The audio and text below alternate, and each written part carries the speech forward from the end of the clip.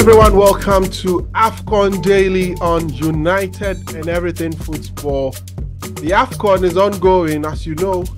The games are coming in thick and fast. So what we'll be doing today is to review the games that were played and also preview the games that are coming up. Senegal were in action, the champions of the last edition of the Africa Cup of Nations. They were off to a flying start, beating the Gambia by 3-0. There was a very, very interesting encounter between Cameroon and Guinea. A game that saw Guinea, the captain of Guinea get a red card in the dying embers of the first half. But Guinea still going ahead to grind results. Very solid display by the Guineans, giving them a point in the game against Cameroon, the 5-time champions. And also, the champions of the last two editions, that's Algeria. They were in action against Angola and also drew in their game. So we'll be looking at all of these games here on United and Everything Football AFCON Daily.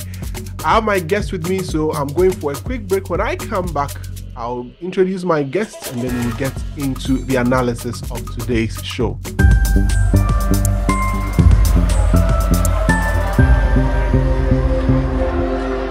Thank you very much and welcome back to AFCON Daily. We appreciate your time with us. As usual, remember to hit the subscribe button. It's very important to us, and hit the notification bell so that you'll be the first to be notified anytime we release every new episode of AFCON Daily and other subsequent show here on United and Everything Football. I'm joined by Fifi Manfred, a very familiar face with us here on AFCON Daily and United and Everything Football. Thank you, Fifi, for joining. How are you doing, Fifi?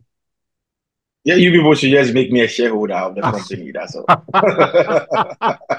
So to tell you, Fifi Manfred also has a YouTube channel. It will be in the description. Please follow him. He does some very excellent analysis of I'm a bad person. I'm a bad person. You and Kwame should have been on my podcast too. We've been waiting for you.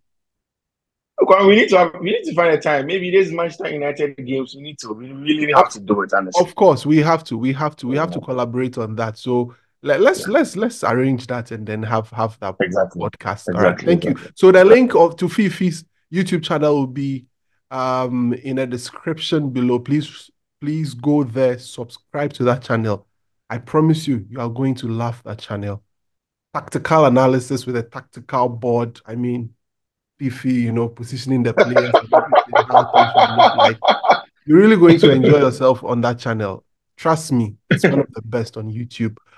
All right, so Fifi, let's get into the games. Quickly, we are going to do a quick review of these games. Let's start with Senegal, who's the former champions or the last champions, the champions of the last edition that was played in Cameroon. They were off to a flying start against Gambia, winning the game by 3-0.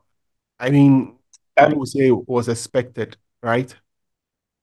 Well, yes, it was expected, but not as emphatic as it was. The Gambian side were one of the dark horses coming into the competition. I mean, their travel to Ivory Coast was shrouded in all of those issues that they had with respect to their flights. But again, with respect to qualification into the African Cup of Nations, they're one of the teams that everybody knew that you should be careful with. And even when the Senegalese started the game, you could tell that the Gambians meant business. It's just that the Senegalese team just epitomizes everything that you need to win the AFCON. I mean, great energy, tactical awareness, and then brilliance from players, individual brilliance from players, but also honed into a team that understands how they want to play. Mm-hmm. And they are also very energetic. Look at the kind of midfielders that they have. Look at how they put themselves into games. Then look at the excellent ability of the players across the field of play. Can talk of Kalidou Koulibaly, can talk of Edouard Mendy, can talk of Sadio Mane. The least said about him, the better. Then the fact that the Senegalese as a whole and as a football association have done the right stuff. When we spoke extensively about they winning under 17, under 23, and under whatever, we never really spoke about we never saw how they were going to translate these boys from the young teams to the senior team. Now they've translated the best player in the AFCON under 17, the best player in the youth competitions into the AFCON. He makes his AFCON debut and he just announces himself in the most spectacular manner. Yeah. And that's exactly what you get from the Senegalese team. So, whilst Gambia was supposed to be a difficult, a hard nut for them to crack, Senegal really proved their mettle today, and they deserve that 2 points and 3 goals. Let's go straight to the Cameroon Guinea game. It was one of the best games I watched. I have come to really respect the Guinea, not Gambia, Guinea Yeah. versus Yeah. Cameroon. I've come to respect the Guinea team very, very much. I mean, they laid down their marker, got a very important goal. They are one of the most organized sides I've seen in the competition in this first round of games so far. Even going down by a man, they made it very difficult for Cameroon. They reduced them to 2 shots on target, obviously one getting into the goalpost. Cameroon had 13 shots in total, but they were shots that were blocked or were just going over the bar. And they set up in a way that equally gave them an opportunity to get a goal if they had pushed a little bit or made some very good decisions going forward. And what do you make of this Guinean team? And is Cameroon still a contender going into the rest of the games? Kwame, in our build up, I think about 2 or 3 episodes ago, I told you that Cameroon will not qualify. I still stand by it. Yeah. I don't think the Cameroonian side will qualify, honestly speaking. I think that the Guinean side, there's a secret. They are the team in the AFCON this season, this time, that has the longest serving coach with them, apart from Jamal Belmadi of Algeria. Mm-hmm. Their coach have been there for a very long time. Yeah. And if you recall past AFCONs, the Guineans come and almost all of us will say, oh, they are the dark horses. They can prove something. They have Alexis Moriba. They have Nabi Keita. Yeah. They have Sehu Grassi. We mentioned all the players, but then they flatter to DC. They come back again. And they've kept the same base of the team. They've kept the same manager. And this time, it looks as if they mean business. Nabi Keita didn't have a shout at the game. He was somewhere. Then Alexis Moriba and the likes were in the middle of the park, dictating the pace of the game. Then, of course, they knew that they had a very good outlet in Sehu Grassi anytime that he is on the field of play. So that is what the Guineans have in common. And I also think that when Francophone-speaking African teams are playing against other Francophone-speaking African teams, they don't give anybody any respect. Yeah. So they do not care. If you are an Ivory Coast, you were Cameroon. No, they come at you. They put in a fight. And the Guineans really put in a shift today. From the tactical bench, from the players on the field of play, it was a shift. Again, I also do not trust the Cameroonian side. You see, if Robert Song was in Ghana, he would have probably had a baptism of fire. Yeah. How do you have a man advantage and have player quality, and then you don't take advantage of that? You equalize early on in the game. Yes. Where was Kyle Toko Ekambi? Yeah. Where was Anguissa, Andre Zombo Anguissa in the middle of the park? Yeah. How were they going to maximize on the shortcomings of the Guineans? They did not. The Cameroonians consistently wanted to balloon the ball from the back. They had to be patient. If they had a tactical mind in the dugout, they would have found ways to get in behind the Guineans and then gotten results from them. You understand? And they didn't do that. They didn't take advantage of the Guineans. They swayed. They wanted to go route one. They wanted to win second balls. And you're not going to, if you are playing against a team that's a man down, they are trying to close down spaces. So your job is to pull them out and then take them into places where their deficiency will be shown. But you don't do that. You play their game and then you're in trouble. The Guineans played a very good game. Yeah. The Cameroonians, I still think that are not in a good place to qualify from the group. Well, we'll see how it goes in the next round of matches, but they were able to get a point in this game against the Guineans. Algeria were also in action. They started off in a very, very, very intense manner, got a goal, and then got another goal, but it was ruled out for offside. That was an excellent goal, by the way. You should go see that goal. But some way, somehow, the Angolans actually surprised me. They found a way to drag themselves in the game. In the second half, they were all over the Algerians. Nabil Bentaleb, I'm sure, would have a game to forget. Had a yellow card, committed a foul. Clearly, he was not the man in the arena. He was in the arena for the wrong reasons. Let's put it that way. Yes, he had a game to forget. But let's look at that game. Not many people, looking at the way Algeria started, not many people expected them to, give up all 3 points, just to end the game with a point. So I don't know. I think Algeria is suffering from a self-high standard crisis where after winning the AFCON in 2019, they have failed to live up to expectation, Yeah. not qualifying for the World Cup and then qualifying for this AFCON in the year 2023. They didn't get any convincing win in there. They struggled to get win. The football wasn't good. Jamal Belmadi has had his contract extended to 2026, which is a good one for him.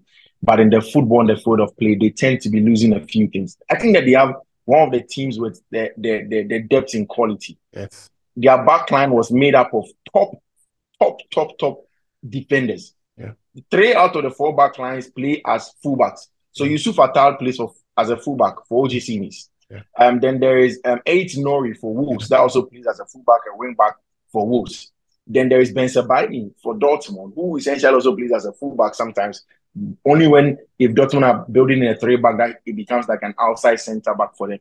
So that's what they had, and that is quality, high quality players. Yeah. You go into the middle of the pack, and AC Milan's Benacer.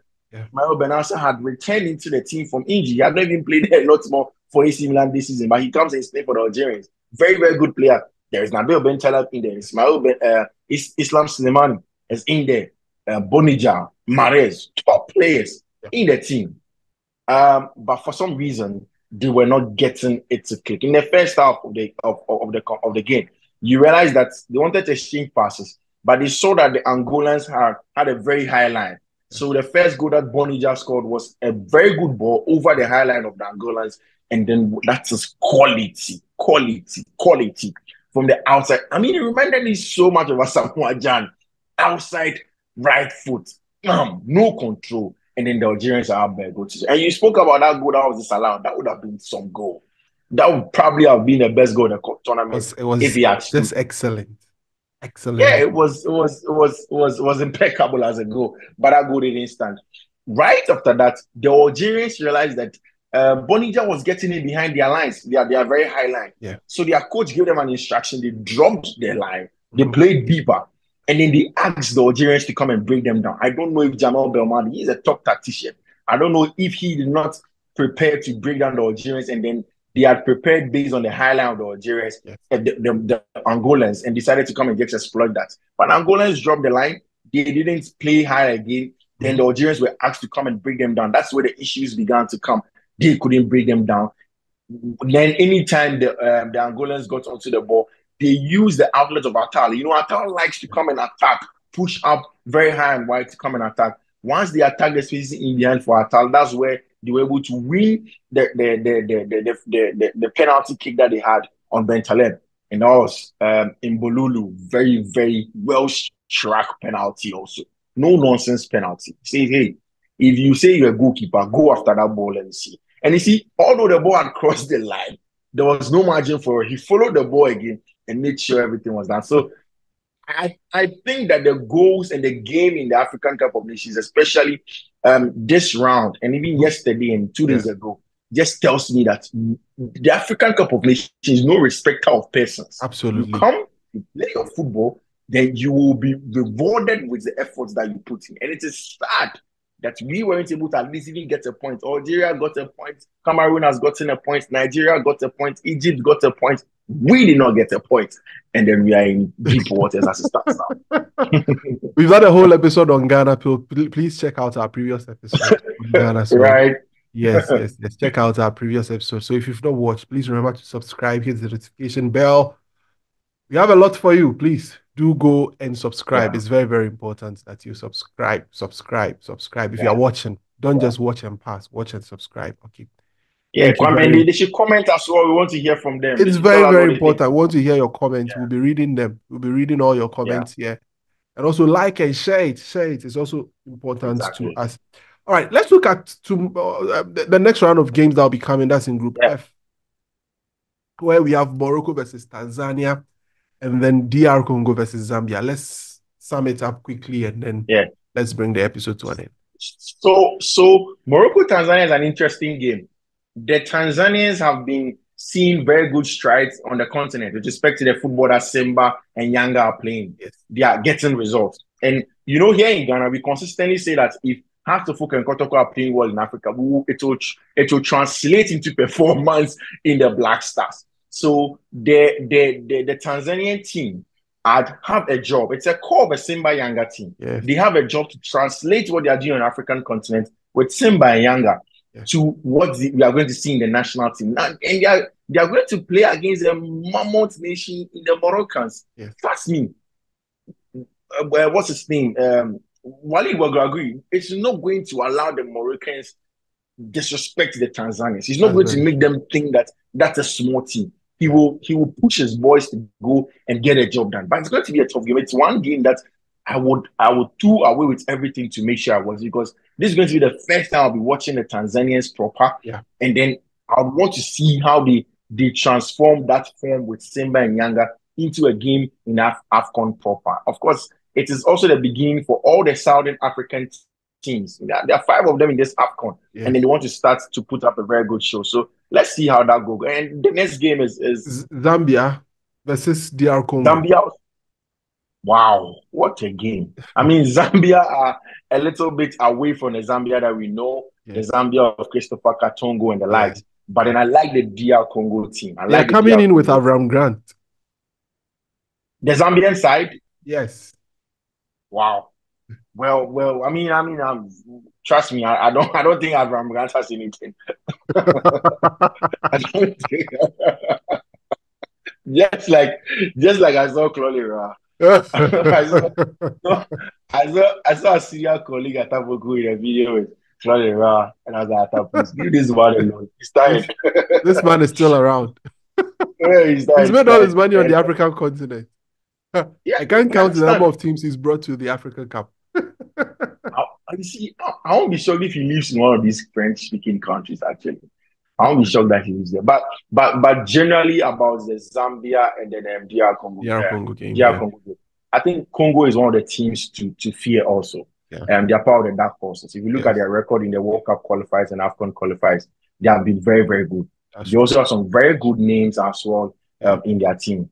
And they seem to be getting all the boys that were born outside of Congo in France and in Belgium. They are bringing all these guys, Al Kakuta and all these people, bringing them together to form a very, very good team. I think that Congo has a very good chance against Zambia as well. So that's how we end today's edition of AFCON Daily. Thank you very much, Fifi Manfred, for joining us as usual. Fifi will be on with us throughout the Africa Cup of Nations series that we are putting together for you here on United and Everything Football. So please remember to hit the subscribe button, hit the notification bell, leave your comments. Let's read them for you. If you have any questions too, please put them down. We'll come and we'll answer it for you. Remember to like, share, subscribe, put on the notification bell, and let's have a great, great time together. Thank you so much for joining. See you tomorrow. Have a great time.